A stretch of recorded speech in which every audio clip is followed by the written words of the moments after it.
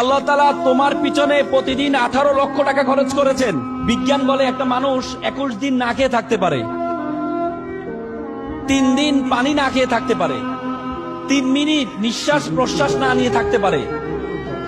আমরা প্রতি মিনিটে 7 থেকে 8 লিটার অক্সিজেন গ্রহণ করে থাকি।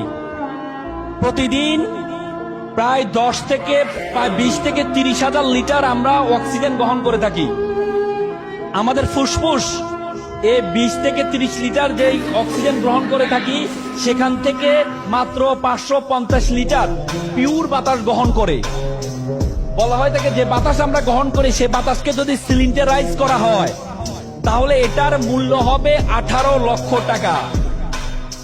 তার মানে আল্লাহ তাআলা তোমাকে প্রতিদিন তোমার পিছনে খরচ করছেন 18 লক্ষ টাকা। এরপর তুমি বলো আল্লাহ তাআলা তোমাকে অনর্থক সৃষ্টি করেছেন? আল্লাহ তাআলা কোরআনে বলেছেন, ওয়ামা খালাকনাস সামা ওয়াল আরদা, আমি আসমান এবং জমিনে যা কিছু সৃষ্টি করেছি, ওয়ামা বাইনাহুমা বাতিলান, কোনো কিছু আমি অনর্থক সৃষ্টি করিনি।